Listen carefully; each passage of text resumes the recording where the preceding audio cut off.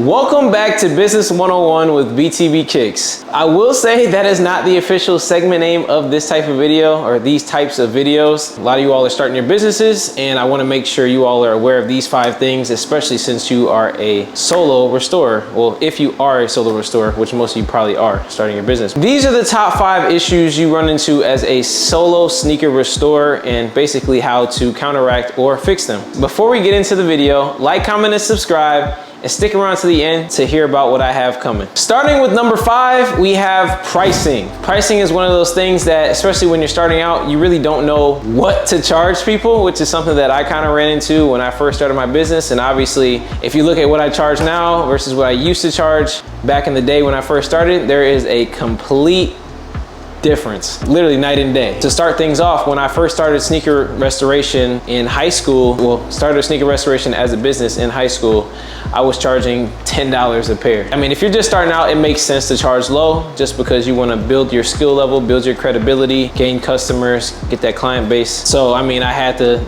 do that. So I started at 10, and then as I got better, I started to increase it by maybe $5 here and there. So like 15, 20, and then as I got better and better and better, and my followers started to go up and my credibility, showing the before and afters, working on all different types of shoes, then I was able to charge more for my skill and the desired outcome that people wanted for their sneakers. It became more of, I'm not charging for the time that it took me to do, but you want to keep that in mind as well. Like if it's taking you 3 hours to do one shoe, obviously $10 for 3 hours is not good at all. But if you can get the desired outcome that people want, you can charge more because of the time that it took you to put in to get to that point where you can achieve that outcome, that desired outcome every time, or close to that desired outcome almost every time when you work on a pair of sneakers. You also want to make sure you're not charging too much out of the gate, because then you're kind of stunting your growth, because you're just starting restoration. You might think you're pretty good, but who's going to pay you $50 to clean a pair of shoes if you only have less than 100 followers or even less than 1,000 followers, and like maybe a few before and after pictures on your page that don't look the most professional? They're taking in backgrounds of like your kitchen or your laundry room wherever you're cleaning your shoes, or the bathroom. Like, you want to bring yourself to the whole package. You really want to reflect where you are in the stages of getting better at restoration. So if you're not as polished, you can't really charge those polished prices, as well as if you are professional with it and you have like a whole setup and you make your service seem premium, you can charge a bit more higher. Yeah, just keep in mind before we move on, the best things you want to keep in mind for pricing is your skill level, the time it takes you to clean the shoes, how you present yourself online, and basically the amount of time it took you to get to that point of perfection or near perfection in your craft. And you want to take all those things into account of how you charge your customers, and you want to increase gradually as you start to get better and level up. Number 4, what services to offer. I know when I first started restoring sneakers, I was mainly focused on cleaning, but then I also wanted to hop into painting and doing customs, and then I also wanted to try to do re-glues, and then I kept bouncing between the different ones, and then I came to realize I'm not going to be good at any of them if I just keep bouncing around and not focusing on one. So the best course of action for me, which I found out through trial and error, was to focus on one part of restoration, get that down, then move on to something else. Then after that, move on to something else. I cap my services at 3 different types of, I guess, services that we offer. I don't do re-glues in my shop. I don't do stitch work, nothing like that, for an assortment of other reasons. If you all want me to get into that, I can in a different video. What I would recommend as a solo restorer to keep everything efficient and to keep everything easy and growing at a steady pace would be to master cleaning all materials. So that means leather, suede, mesh, and like different types of delicate shoes, like the designers, the Travis Scotts, the Off-Whites, all those shoes. You want to get down packed, just cleaning. That's it, just cleaning. Once you have cleaning down, then you can move on to icing. Because I was cleaning maybe for about a year or so before I started getting into icing shoes. Then I had to master that. I went from cleaning to icing, and then you want to make sure you know how each shoe ices and like what condition each shoe can be in to know what results you're going to get, if that makes sense. I know, like, if somebody barely wore the shoe and it's yellow, then I know it's going to come back. I know if somebody wore the shoe a little bit and is yellowed from age or whatever too, it's gonna come back slightly less better than a pair that's basically new and like unworn and just yellowing due to age, versus someone who just dogged their shoes and they're yellow from age or just dogged it in general. You know, those aren't gonna come back as good as those other ones. And you should be able to know what to expect from every type of shoe somebody brings in. For example, somebody brought these in. I know this is a release from 2017. You gotta know your information. And these are moderately worn. There's some heel drag. Bottoms are already kind of smooth and there's a good amount of yellowing. I know I'm not bringing this shoe back 100%. Like I know this shoe might come back to maybe like a semi-clear, I guess, fashion. It won't be like as good of a transformation as if this pair was less worn, then it would come back basically better than how it is. But basically you have to know the limit and to what extent a shoe can come back just by looking at the shoe. That's where you have to get to the point of with icing. So that way if a customer, you know, were to ask you, hey, can you bring these back? You can give them a straight up answer. So you just got to know your information, and that comes with experience. So once you lock down and know how to ice shoes, then you can do that. And then last but not least, if you want to get into painting, painting is the last one I would get into. That's where I cap my services. I do cleans, unyellowings, minor paint touch-ups. I don't even do color matching no more, because even that's complicated, because you can sit there for hours trying to color match a specific color and it still might even be off. So I just do strictly black and white. But if you get the technique of painting and different things down, then you should be pretty much good to go and have your core 3 services that you can offer. And you can make plenty of money doing just that core 3 alone. I don't do re-glues. It takes a lot of time. It's not always worth the money. And then there's just a lot that can go wrong. It's just higher risk, moderate reward, but versus cleans, you can knock out back to back to back to back to back faster, way faster than you can do a pair of shoes to re-glue. But that's a story for a different video. Moral of the story for this one is, if you're just starting out, master one service first and then move on. I recommend the order of cleaning, icing, and then painting. So then you have that core down, and then you will start to see you get more orders in that order of operations. So like you'll get more cleans than you will icings, but you'll also get more icings than you will paint, and you also will get more cleans than people asking for paint. So it's like you're covering your bases in chunks. But without further ado, let's move on to the next one.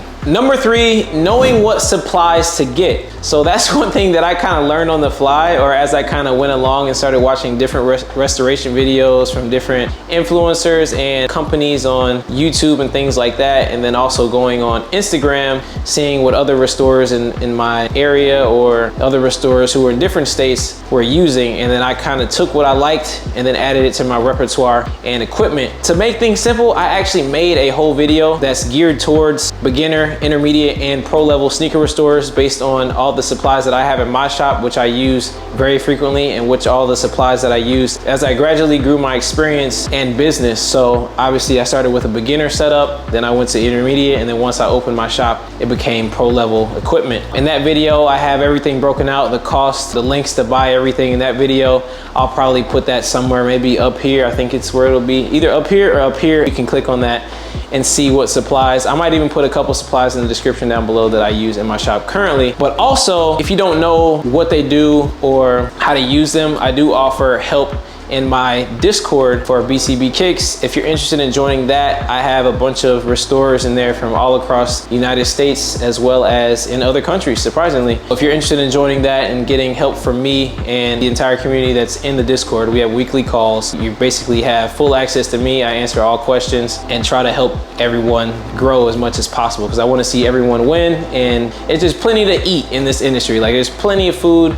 Everybody can come eat at my table. If you want to join that, link in the description down below. But outside of that, as you grow, you will acquire new supplies and equipment to make your results come out better, as well as take out some of the stress or inefficiency of just using hand tools. For example, I used to just use the 3 brushes and towels or whatever. I didn't have a steamer, I didn't have the drills, none of that. But as I started to get better, I realized, okay, drills are more efficient and they produce a better clean with less effort and less like cramping in my hands, and like it's for longevity's sake, and it's a better quality clean than by hand because you're less likely to miss stuff. It's just like, that's like a small example of something that you should probably get into, but that's for that video that's up here that you can click on. But moving on, let's go to the next topic. Number 2, Getting customers. So that's another thing I wanted to touch on, was getting customers. That's one of the biggest things that I see some of my mentees run into and people just starting out. When you're just starting out, you need as much content as possible just to build your authority and credibility, because nobody's just gonna give you their shoes outright. I mean, your family might be the best case scenario and your own shoes just to start, but the sooner you can get your proof of concept out and kind of like show that you can do it, and it's like, oh, this is a dirty shoe, this is how it came out after, and then you just show the progression, more people will trust you and you'll be able to grow faster. It's all about how you package your stuff too, but to keep things simple, you can start with before and after pictures and then posting those on your profile. But you also need to make sure the pictures look professional, clean and clear, with nothing, no clutter in the background, just literally like shoe.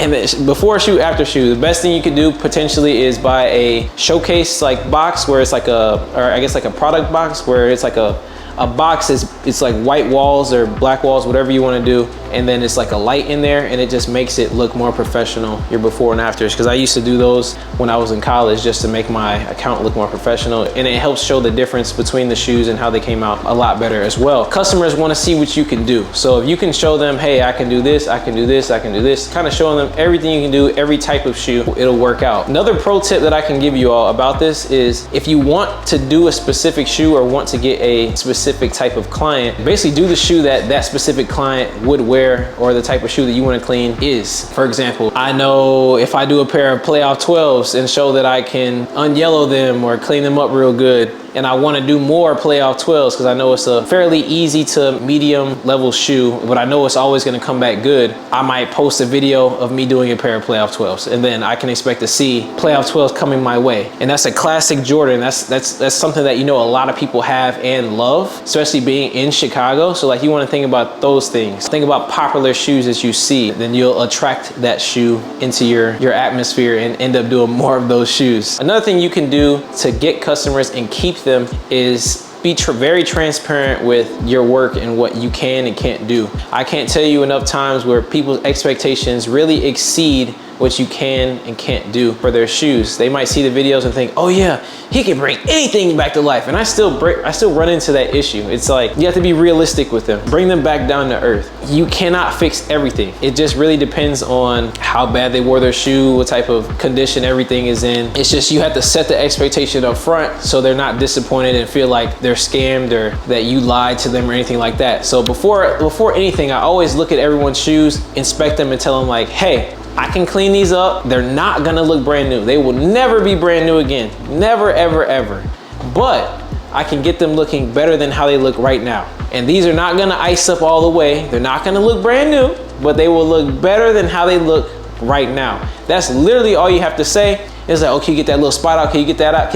It's like, no, like, I won't know until I try, but I can tell you this, your shoes will look better than how you brought them into the shop. That's kind of how you bring them back down to earth, and you kind of set their expectations where they need to be, or if not, you lower them lower, because then if you know how to perform, when they get the shoes back, you overperform. That's one thing I keep in mind always. Under promise, overperform, and then you'll be good to go. You'll get more customers, you'll have a better experience, and you won't run into any issues where it's like, oh, I thought you could do this, but I thought you could bring these shoes back. It's like, no, I told you straight up.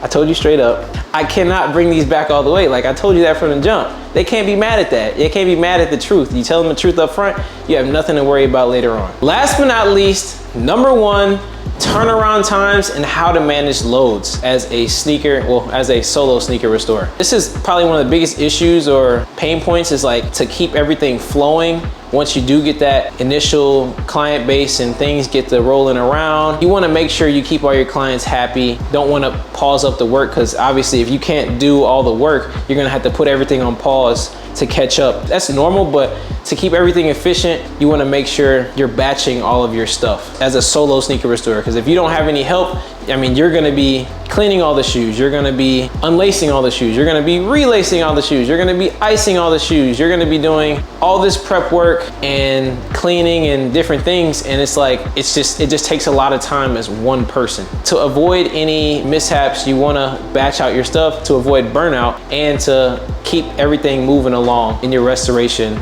progress. But then you also want to make sure you're not putting yourself under pressure unnecessarily. So if you know you're getting backed up, you don't want to tell your customer, oh yeah, I'll have them back in 2 days, when you know you have like 20 other shoes to work on. Like I tell my customers, week and a half to 2 weeks, but I might push it back to 2 weeks if I know I have a lot of work and to give myself wiggle room. I know it might take me maybe a couple days to do them just to get to that pair in the order, but I want to give myself extra time just in case something does pop up. Somebody comes in, wants their order expedited, so then they basically cut the line and I have to allocate time for them, but also stay on task to get everything else done. You want to give yourself enough time and wiggle room to make sure you're good, but you're also, like I said, you're under promising, over performing. Let's say you tell somebody, oh, your shoes won't be ready for 2 weeks. They might throw a fit, okay. But let's say, you know, they're cool with it. At the end of the day, they let you do it.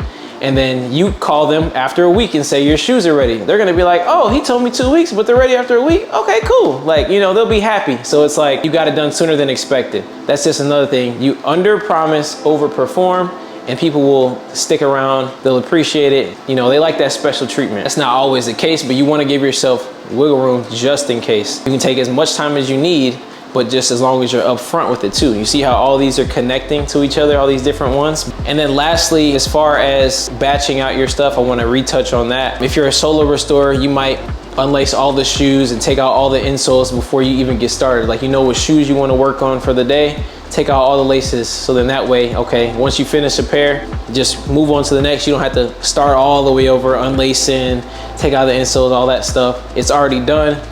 Boom, drying, pick up, boom, clean, boom, drying, pick up. Like, it's just assembly line it basically. So then you might finish all your cleans, you might be done for the afternoon or the day. Then when you get back to it the next morning, you might just start by icing everything that needs to be iced. Then you put everything back in the boxes. At the very end of everything, you do your touch-up work, relacing and all that. You might save that for a different day. Like, you wanna batch it. You wanna batch it up into different segments of your day or time periods that you plan on doing the stuff, just so it's a flow and you get everything done that needs to be done. But outside of that, those have been my top 5 problems you may run into as a solo sneaker restorer. I hope you all enjoyed the video. I hope you all learned something from the video. If you all have any questions, feel free to drop them in the comments down below. And if you want to join our Discord server where we help out other sneaker restorers from all across the United States and other countries, feel free to join that. I actually plan on doing something big with that group in the near future. So stay tuned for that. Like, comment, subscribe, and I will see you all in the next video.